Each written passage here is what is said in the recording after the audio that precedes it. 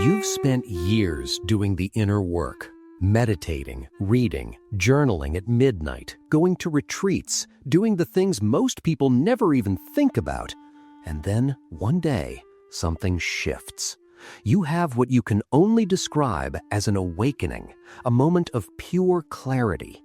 The noise in your head goes quiet. You feel connected to something bigger than yourself. You expect that moment to fill you with fire. You think, this is it, my real life begins now. But instead, something strange happens. The fire goes out. Your goals feel hollow. The career you were building, the relationships you were chasing, they all suddenly look like somebody else's dreams. You lie in bed wondering why you can't make yourself care anymore. You're not sad. You're not depressed in the way people usually mean. You're just empty. If that sounds familiar, I need you to hear this clearly. You are not broken. You are not failing. You are going through something that Carl Jung, one of the most important psychologists in history, spent decades studying. He had a name for it, and more importantly, he had a path through it. By the end of this video, you'll understand exactly why awakening does this to people and how to find a motivation so deep that nothing on the outside can shake it. Carl Jung spent the first part of his career working with people who were, on paper, incredibly successful, ambitious, driven, goal-oriented. They did everything right. And yet, over and over, he saw the same disturbing pattern. People would work their entire lives toward a meaningful goal, reach it, and then feel completely empty inside. Not temporarily unfulfilled, genuinely hollow, like something essential had been removed from them without their knowledge. Jung called this the awakening paradox, the moment when clarity becomes confusion, when the thing you worked toward becomes the thing that empties you out. Here's why it happens. Most of us spend the early part of our lives building what Jung called the persona. That's the mask we wear, the carefully crafted version of ourselves we present to the world in exchange for approval, safety, belonging. Our career ambitions, our relationship goals, our desire for recognition, all of that lives in the persona. Now, the persona isn't evil. It's necessary for navigating society. The problem is when we mistake the mask for the face underneath it. For years, maybe decades, that persona runs your life. It tells you what to want, what to chase, what counts as success. It tells you that you need to earn a certain amount of money or reach a certain title before you can feel like you've made it. And then awakening happens. In a single disorienting flash, you see through it. You see that your career goals were rooted in fear of not being enough. You see that your relationship chasing was really about trying to feel worthy. You see that the whole machine of your ambition was running on unconscious anxiety about your own value.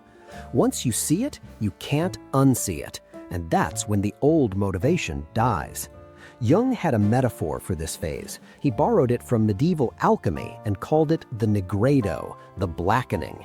In alchemy, before you can turn lead into gold, you have to break the raw material down completely, burn away everything that's false. Jung used this to describe psychological transformation.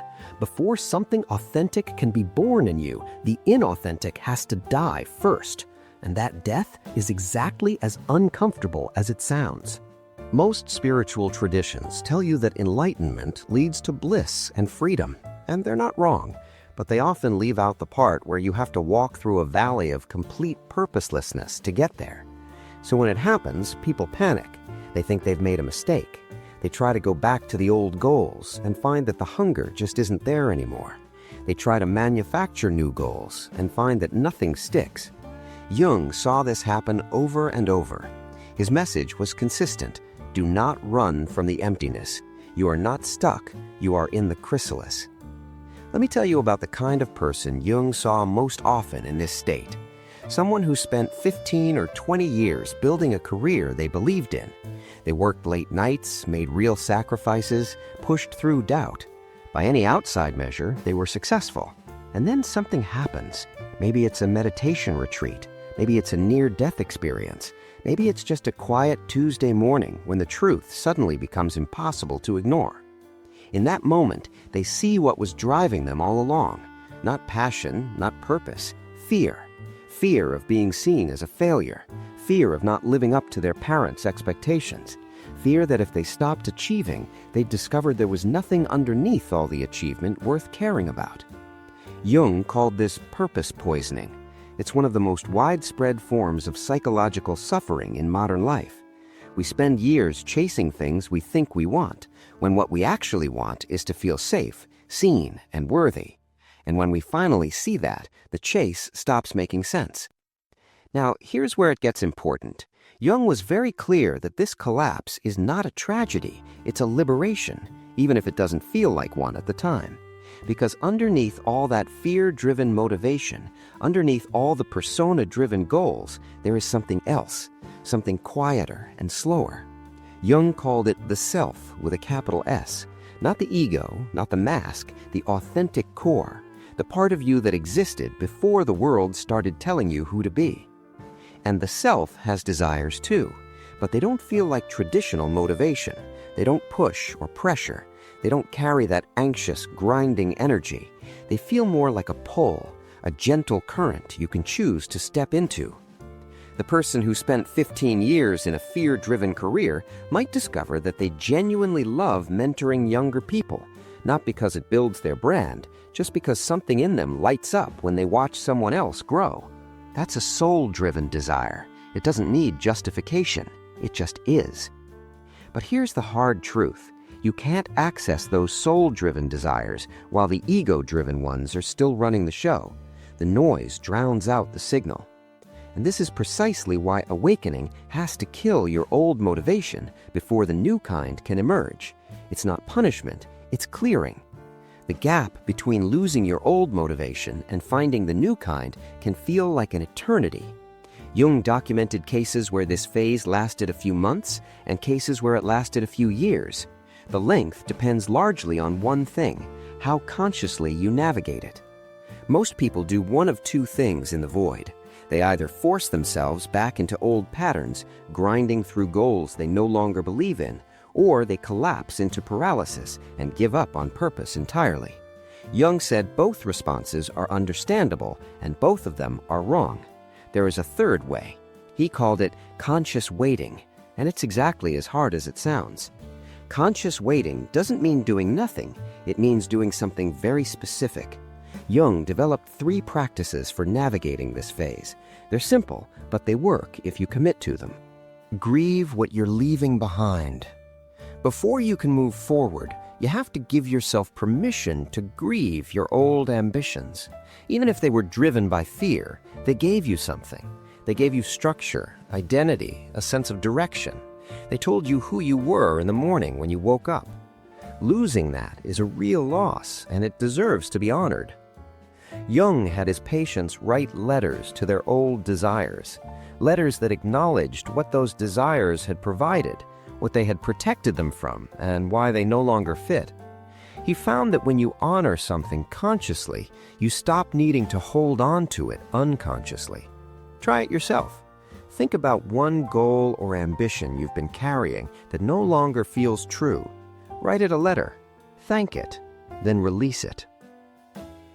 The second practice, listen to what wants to be born. Jung called this active imagination. It's not positive visualization or manifesting. It's a simple but powerful question you ask yourself in a quiet moment. Sit somewhere comfortable, close your eyes, and ask this: what wants to be born through me? Not what should I do with my life, not what will make me successful, just what wants to be born. Then wait. Don't force an answer. Just listen for images, feelings, impulses, anything that comes without you pushing it. Write down whatever appears without judging it or editing it. Jung found that the answers were often surprising. A corporate lawyer kept seeing herself building furniture. A retired soldier kept feeling drawn to painting. A tech executive discovered a deep hunger to teach kids math. None of these made logical sense at first, but when followed with curiosity instead of judgment, they led somewhere true.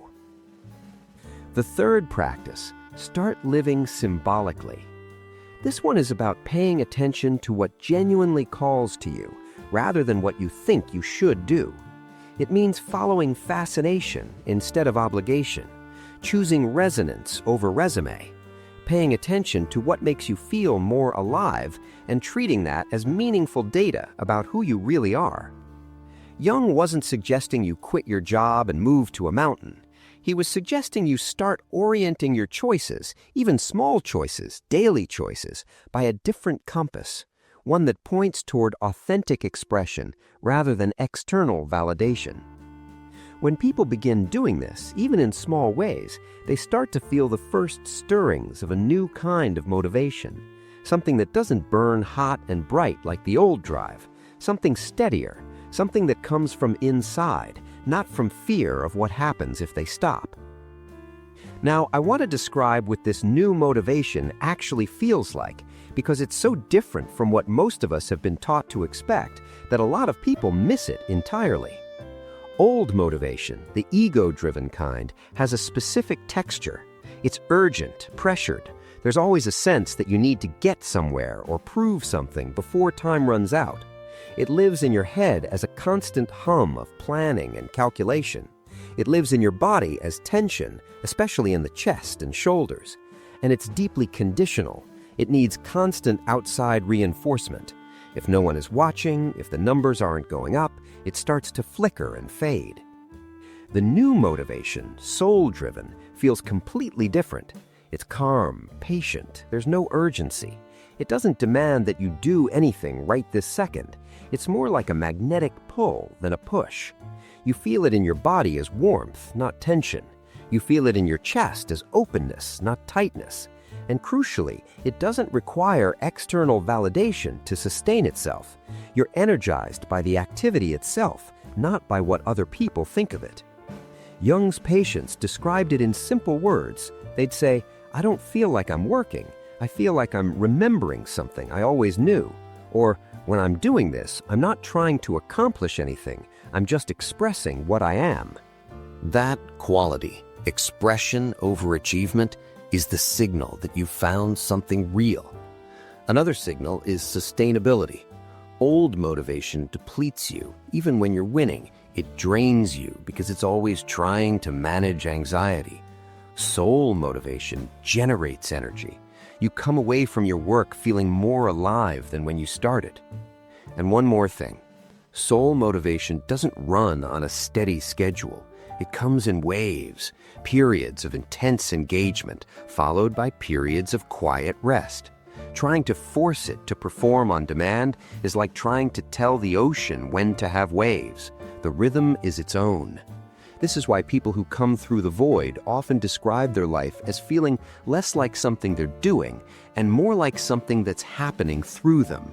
They still show up, they still work, they still make choices, but there's a flow to it that was never there when they were running on fear.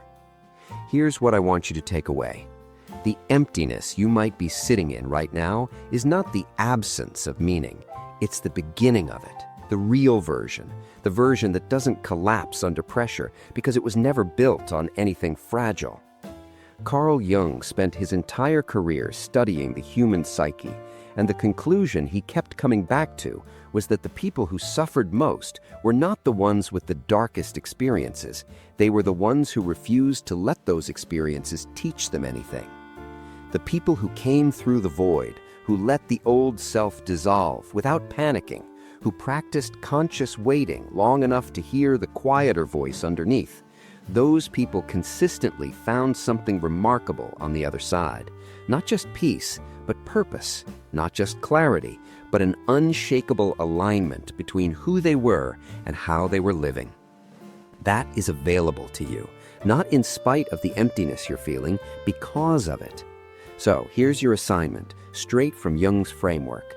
Starting today, spend 10 minutes each morning asking one question in writing. What wants to be born through me? Don't try to answer it, just ask it. Write down whatever comes. No editing, no judging, no asking whether it makes practical sense. Do that for 30 days. Pay attention to what keeps showing up. Jung believed that the authentic life is not something you figure out, it's something you listen your way into. And that process begins exactly where you are right now, in the void, in the quiet, in the space where the old self has let go and the new one is still gathering itself. Trust the process. The chrysalis always looks like nothing is happening, but something is. If this resonated with you, leave a comment below with one word that describes where you are in this process right now. And if you know someone who's sitting in that post-awakening emptiness, wondering what went wrong, send them this video. It might be exactly what they need to hear today. I am not what happened to me. I am what I choose to become. Carl Jung.